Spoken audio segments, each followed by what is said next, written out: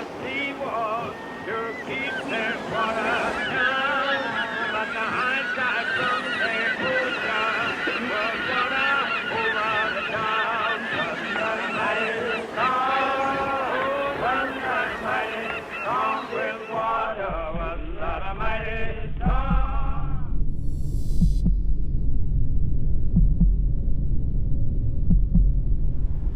We travel 1 hour southeast of Houston, Texas, and arrive here at Galveston Island, where the apparition of an unwed bride is seen roaming throughout this grand and historical hotel. Is this ghost bride waiting for her lover to return in this classic Romeo and Juliet tale? On this episode of Strange Town, we investigate the Hotel Galvez.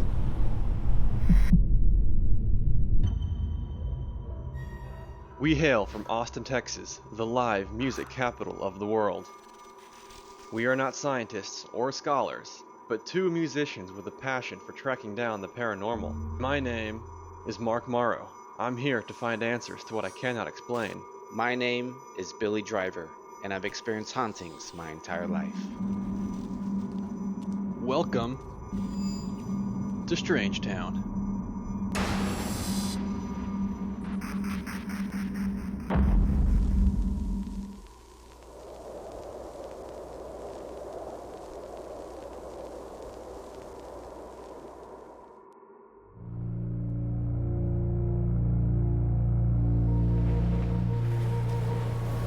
Long ago, ships were easily destroyed in this area due to the island's rocky shoreline. Because of this, Galveston was once referred to as the Island of Doom. But shipwrecks alone may not be the only reason this island developed such a nickname. Long before the Europeans arrived, the Karankawa Indians occupied the Gulf region of Texas. This includes where present-day Galveston Island currently sits. The Karankawa were a group of heavily tattooed and pierced, cannibalistic natives who terrorized the area. They were known to eat the flesh of their captives to gain their power and strength.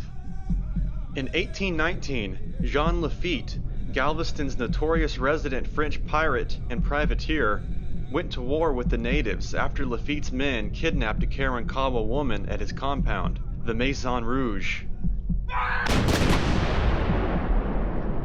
Aiming their cannons at the Karankawa, they killed most of the men in the tribe.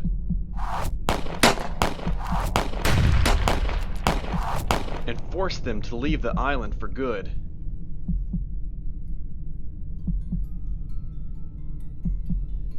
During a yellow fever epidemic in 1853, approximately 60% of the 5,000 residents became sick, and 523 people died. This epidemic terrified the town, where its victims experienced a fever with pains in the extremities and loins. This progressed to vomiting blood clots, jaundice, and then ultimately, death. When a Category 5 hurricane, labeled the 1900 storm, swept through the island, it killed an estimated 6,000 people in as little as 12 hours. It is considered the deadliest storm in American history.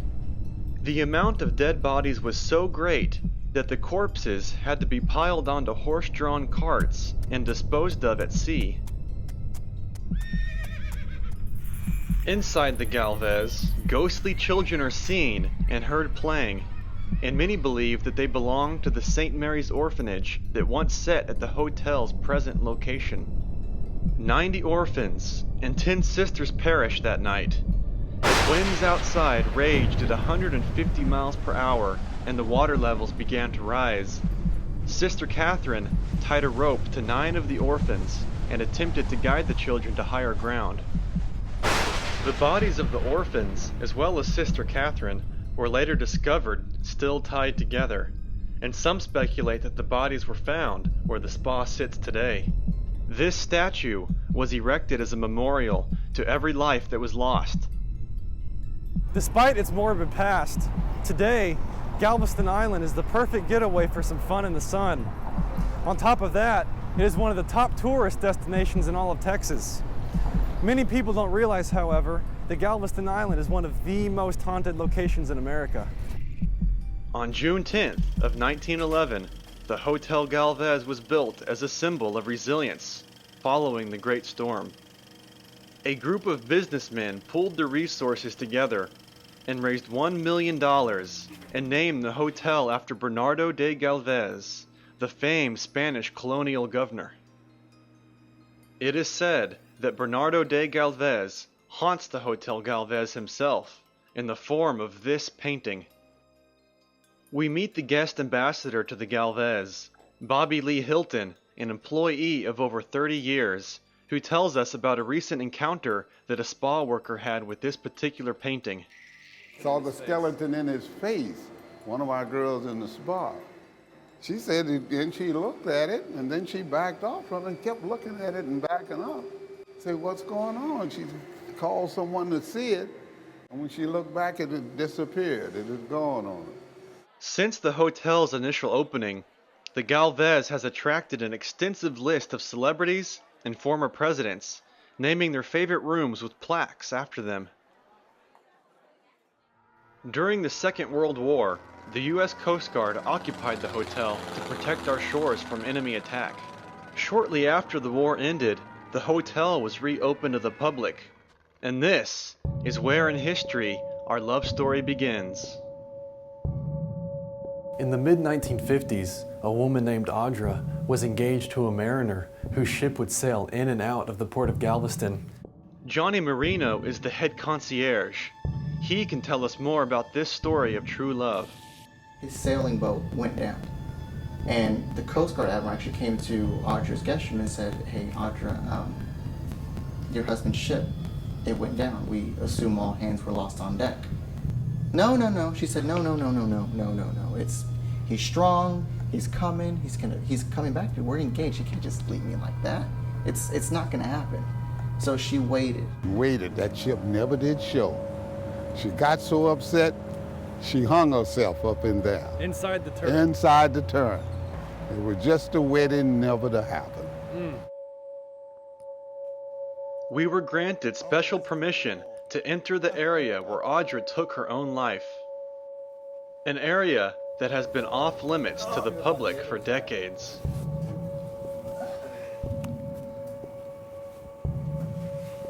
After crawling through the narrow hatchway, we squeezed ourselves into the turret for an exclusive look.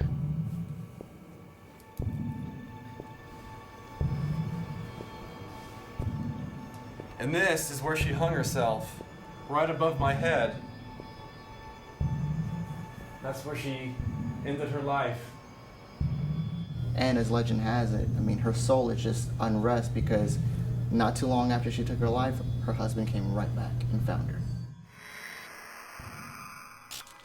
In room 501, she is known as the Lovelorn Lady, and she is known to appear standing here at the foot of this bed wearing a white gown. Could this be Audra wearing her wedding dress and anxiously waiting for her wedding that will never occur? Visitors to the hotel have even captured unknown orbs floating in the room. Footsteps can be heard out in the hallway, even when no one is around. Orbs are seen throughout the entire hotel.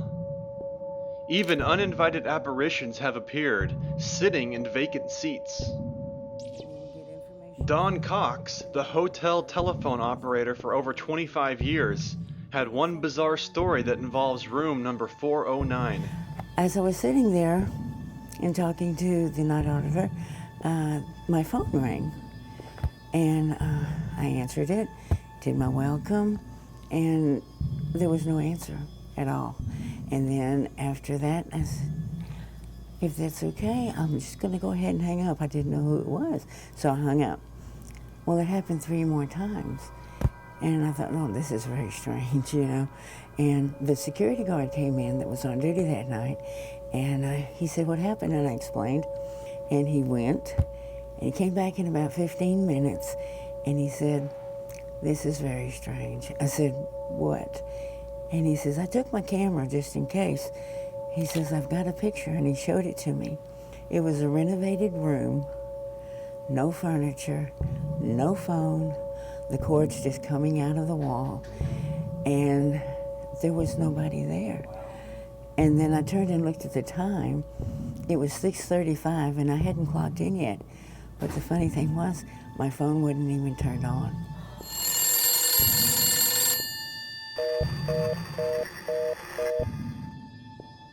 Bobby then brings us to the music hall and banquet kitchen area where he once saw a glass fly off of a table. Yeah, the only one really, to be honest with you, that really shook me up was the glass flying off the table and nobody's around. Plus, a strange tale from a guest. They saw old ladies in Victoria, you know, like old Victorian, the Queen Victorian. They sitting in a row in here with their fans in their lap, like they waiting for something, an event or something to start. But nothing was scheduled, nothing was to start, it was dark. So, and they come and tell you about that. By the time you get here, there's nothing here. The women's restroom does get claimed quite often. So usually whenever there's big social events, weddings, galas, things like that, and we get a lot of women that will go, of course, go into the restroom, they'll come back to the desk and ask us, excuse me, there's a lady crying in there. Yeah. So we let them know. I was like, okay, we apologize, I'm sorry about that, let's go check it out. So of course, there's never a person in there. And then the guest is usually always still waiting there because they want to know an answer, always. And we go back, we're like, well, I apologize, madam, but there's nobody there. Guests feeling uncomfortable, where they just feel the pressure kind of drops, it's harder to breathe and things like that.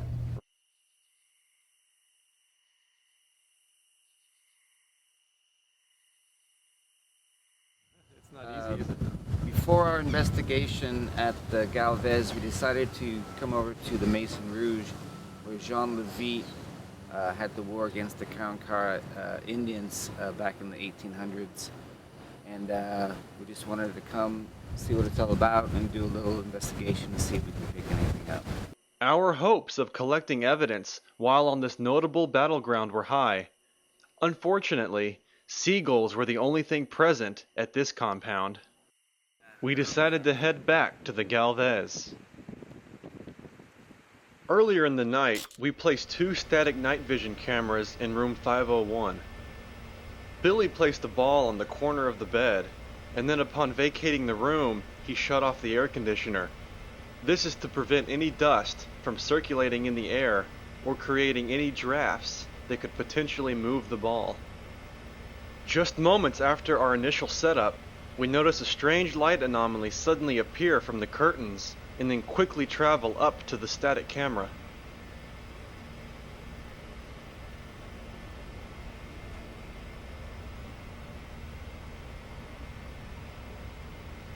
As we check camera 2, we notice no anomaly in the frame, meaning that the orb's movement was behind the ball and more towards the head of the bed, before then quickly moving up towards camera number 1. We find this not to be a dust particle or a bug, since dust commonly follows a pattern and a bug is easily identifiable on camera. This leads us to believe that what we are seeing may be of paranormal origin. We are currently in room 501. This is where Audra and her fiance stayed when she was alive, and they were living in Galveston. This was the room that she stayed in, and there's reports of a woman appearing in front of the bed, Dressed in a white gown, and a lot of the guests don't really know if that is her or who she is, or if she's still here waiting for her husband to return. EMF detectors measure electromagnetic energy, which ghosts are thought to emit. Our initial EMF sweep comes up clean.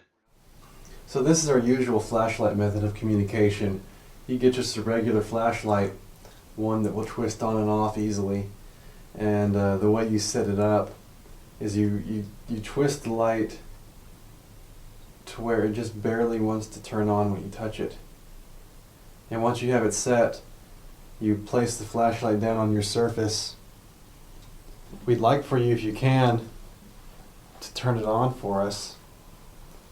Once we know that you know how to use it, we can use it to ask you yes or no questions to find out more about you. It's only The flashlight, I don't know if you're used to it, whatever time you're from, but it's not harmful. During the flashlight experiment, we capture this orb flying over my head. It's not harmful. Orbs are hovering translucent spheres of light, thought to be one of the many forms that a spirit can take. I'm going to try the spirit box here to see if we can communicate with anything in this room. What this device does, it scans the FM radio waves, and in between the radio waves it emits a white noise, and supposedly a spirit can communicate through the white noise. A spirit box sweeps across 320 FM frequencies at 10 radio stations per second. You can see an orb fall into the spirit box right before the session begins. Could this be the same anomaly that we caught earlier? Were you an orphan kid?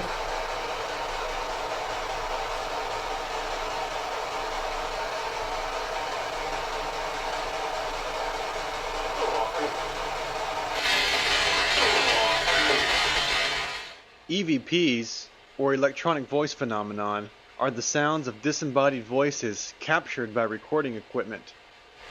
How did you die?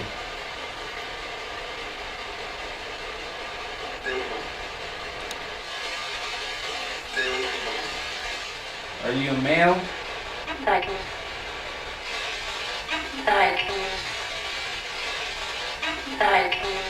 We caught both a male and a female voice coming from the spirit box. Was this male an orphan who died from a sailboat as a result of the hurricane? Is this female voice the orb that has appeared from the curtains? Is she confirming her whereabouts? Ready to go dark? Yes, I am.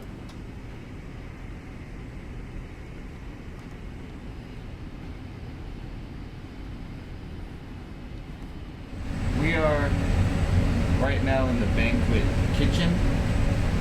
We're gonna walk through our investigation in this kitchen and out in the music hall where Bobby told us that there were reports of glasses flying off.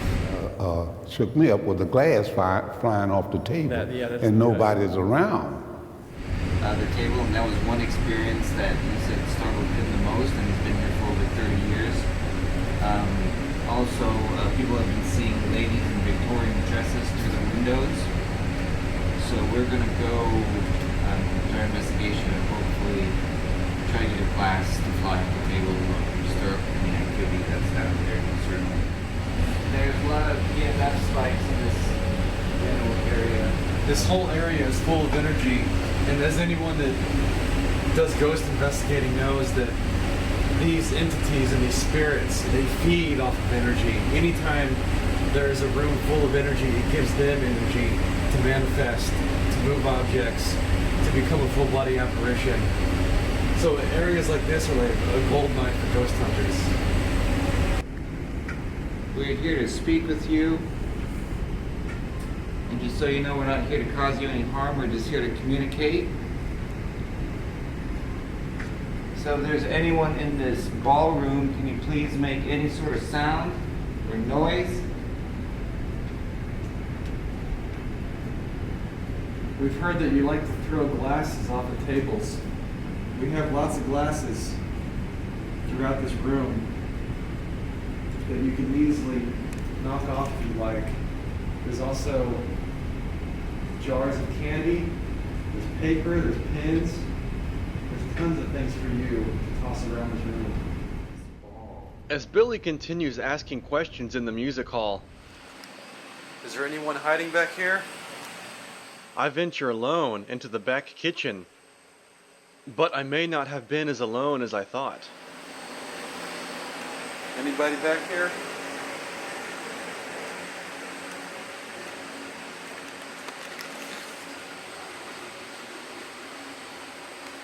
What was that?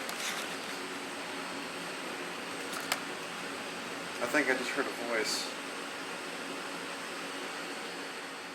Extended exposure to high EMF levels can lead to serious health issues, including headaches, hallucinations, tingling sensations, and numbness. Could these issues be a factor to the paranormal sightings in this section of the building? I regroup with Billy in the music hall. He sets up a REM pod, a device that emits its own EMF field around an antenna. If the field is interrupted, an alarm will sound, which is an indication that a paranormal entity may be in our presence.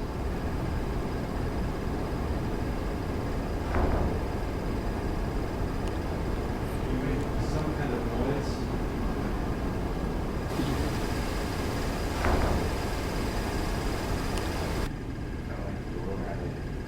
Oh. I have had these headphones on. What did it sound like? On which doors? Is there Sister Catherine down here? Her body found all the kids tethered to her body.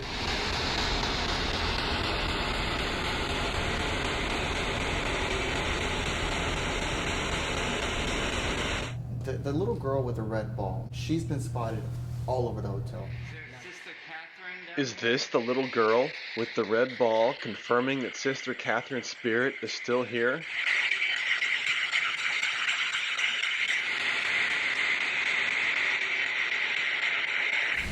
So I'm currently in the women's bathroom where Audra has been seen appearing in the third stall.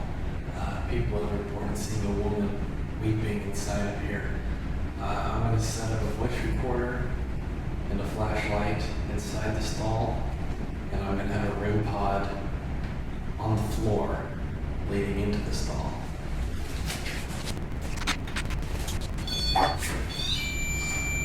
REM pods will only alarm when there is an energy within close enough proximity. It's going off right now. Was there a presence standing right beside me in stall number 3? It was just going off by itself. Before shutting off the lights, I set up an additional camera to capture stall 1 and stall 2, while the original camera remained recording stall 3, where the woman has been heard crying.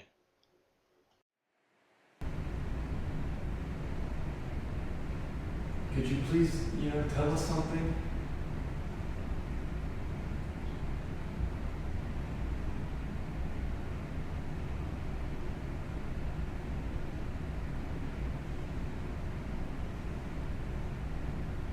Can you let me know some way that you're here?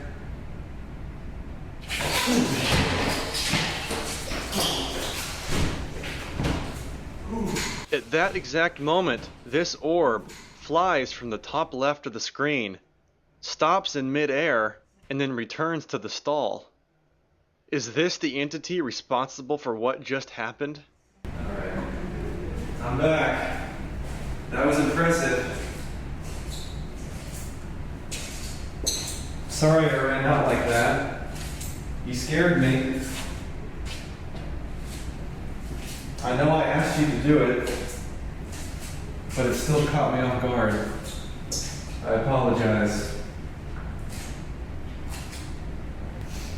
I asked if there was anyone in this room that could do something, and I felt a very powerful,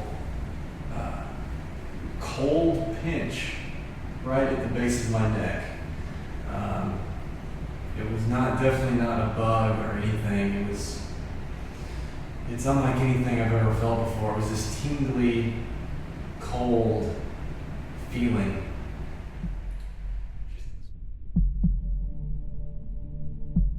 What energies have been left lingering in this historic building? Who still remains on the 5th floor and is heard walking throughout the hotel? And who, or what, is seen sitting in the lobby? Are these high EMF readings giving the spirits the energy they crave? Or are they causing people to become delusional? Is there an orphaned child who perished during the Great Storm that is responsible for the activity in the music hall and is heard crying in the ladies' room? Is it Sister Catherine weeping from the devastation that once occurred? Does Audra still peer out the window in hopes of her husband's return? Is this the Lovelorn lady everyone is referring to?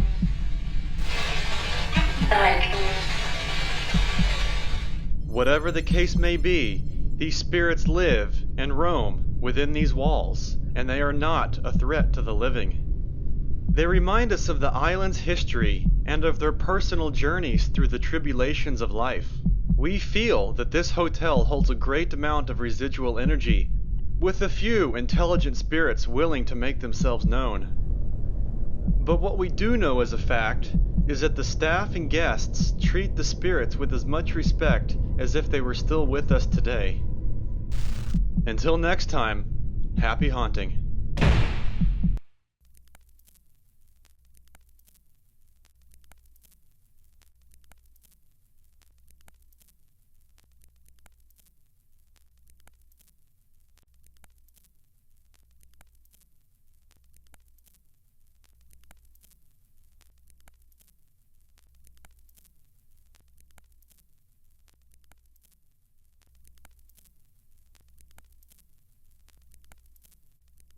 If you would like Strangetown to conduct an investigation at your location, please contact us through our website at strange-town.com.